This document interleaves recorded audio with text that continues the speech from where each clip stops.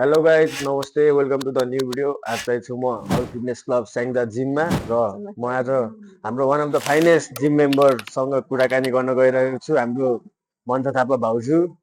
Welcome छ तपाईँलाई। धन्यवाद धन्यवाद। सुरुमा तपाईँको नाम र एज भनिदिनुहोस्।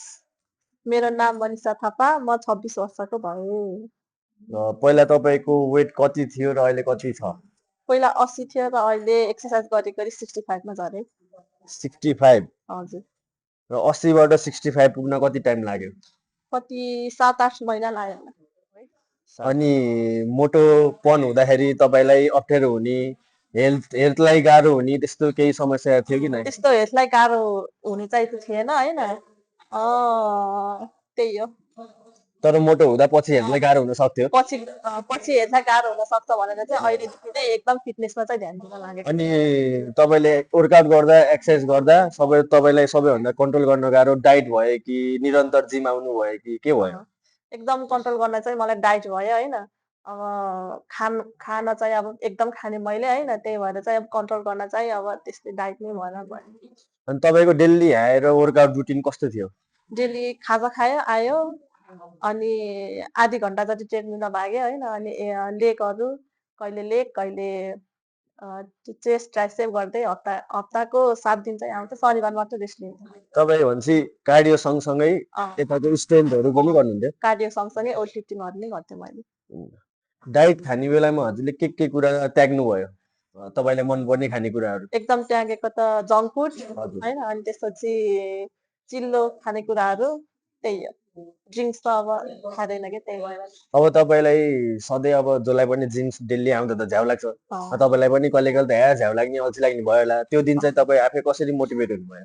अब जिम गर्ने बानी भएपछि हैन, अब एक दिन नगए नि, एक दिन छुट्यो नि फेरि मोटाइहाल्छ कि भन्ने अब मनमा लागिहाल्थ्यो हैन, त्यही भएर अल्छी हुँदा नि आउने जिम, अनि जिम आएपछि ट्रेडमिलमा भागेपछि एक्सर्साइज गरेपछि आफै जाँदैन। तपाईँले भन्नुभयो यत्रो वेट घटाउन तपाईँलाई 6-7 महिना लाग्यो है। 6-7 महिनामा हजुरले जिम आएर यत्रो धेरै एक्सर्साइजहरू गरेर एकदम मन अब सबै कुरामा के लेसन्स पाउनुभयो, के सिक्नुभयो?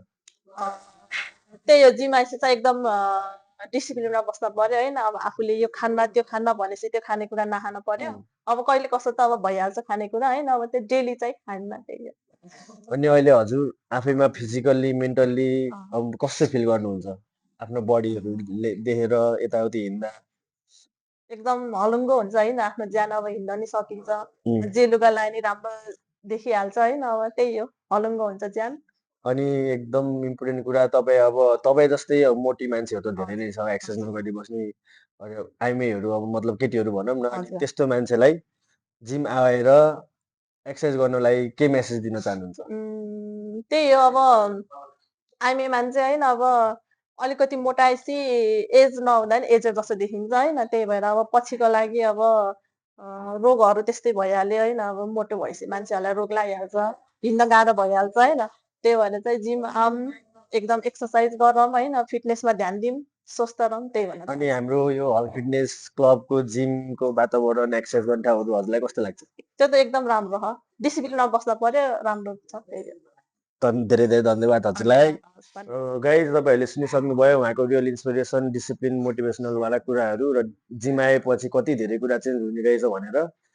तपाईँहरूलाई म यो हाम्रो हल फिटनेसको के छ के छैन कस्तो छ भनेर सबै डिटेल्स लास्टमा राखिदिनेछु, र त्यही अनुसार तपाईँले कन्ट्याक्ट पनि गर्न सक्नुहुन्छ हाम्रो हल फिटनेस क्लबको पेज छ फेसबुकमा र इन्स्टाग्राममा। धेरै धेरै धन्यवाद। हाम्रो सम्पर्कको लागि यो भिडियोको तल मार्फत सबै इन्फर्मेसन आउनेछ, र हाम्रो जिम कहाँ छ भन्दाखेरि ट्याक्सी चोकबाट सिधा अगाडि यो नगरपालिकाको एउटा भवन छ, यहाँ जसले सोधे नि तपाईँलाई जिम कहाँ छ भनेर भनिदिनुहुन्छ। र त्यही अनुसार हामीले तपाईँहरूलाई के कसो चाहिन्छ, मोटिभेसन चाहिन्छ कि फीको कुरा हुन्छ कि डाइटको कुरा के हुन्छ, सबै इन्फर्मेसन त्यही अनुसार दिनेछौँ।